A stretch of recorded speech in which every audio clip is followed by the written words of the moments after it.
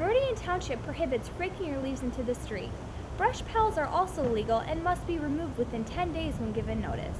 Hazard volleyball team will be working on training their new setter and defensive team to make it back to the finals next year.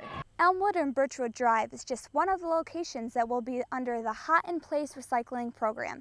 There are 29 other residential streets that will either be sealed or repaired. 5 people who allegedly terrorized a Jewish camp were arrested on Wednesday in Pennsylvania. 18-year-old Tyler Spencer, 21-year-old Mark Trail, and 18-year-old Cassandra Robertson allegedly drove a white pickup truck recklessly through Camp Bonham along with 16 and 17-year-old minors. The 5 are also accused of intimidating, shouting anti-Semitic slurs, and using paintball guns to shoot campers and staff. An 18-year-old camper was shot leaving a synagogue. The attacks took place on July 14th and 15th. Spencer, Trail, and Robertson are charged with ethnic intimidation, terroristic threats, reckless endangering another person, and institutional vandalism. Juvenile petitions are filed against the 2 minors. We do not know if the defendants are represented at this time. Walt Linsky is an Okemos resident who volunteered his time at the electronic and paper shredding stations at this year's event.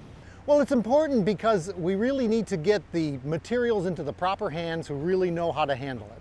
And just throwing it away is not a good idea. The event was held at Nancy Moore Park in Okemos from 9 a.m. until 2 p.m. People drove through different recycle stations and volunteers would help unload their recyclables. Besides a little bit of traffic backup on Okemos Road, it's a big attendance. Recyclers could bring in all kinds of items such as glass, electronics, styrofoam, and even books. We'll probably get close to, I'm guessing, about 1,000 visitors today. People were driving up as early as 8 a.m. to recycle. Everything from televisions to packing peanuts were brought in to be reused. The recycling event even offered a paper shredding truck for those who brought any type of personal documents.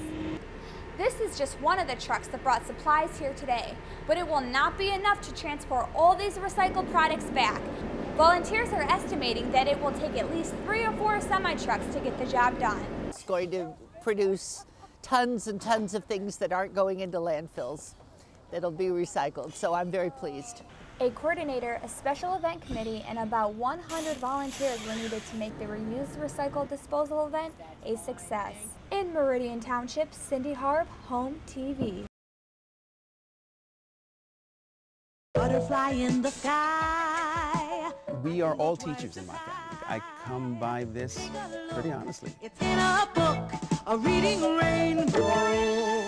Reading Rainbow is famous for taking you on sort of a backstage tour, giving you an experience that was based in the real world that was related to the literature. The art of storytelling is as intrinsic to being human as is we. We have to be aware that we have to keep storytelling alive in our culture in order for our culture to survive.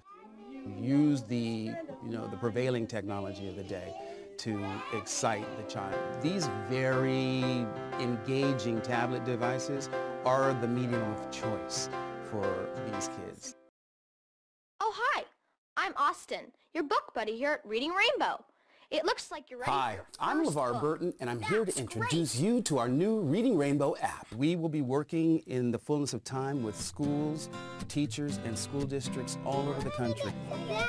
One of my goals is to make this technology in general universally accessible to kids. We have the ability and the technology to literally transform the way we educate our children.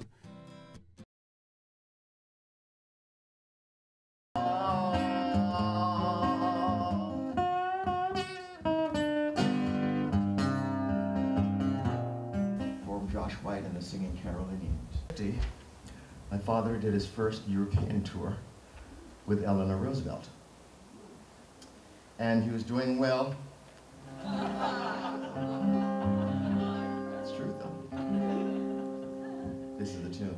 White man, and they locked me. He looked at me and said, but a pit boss too. And I said, oh,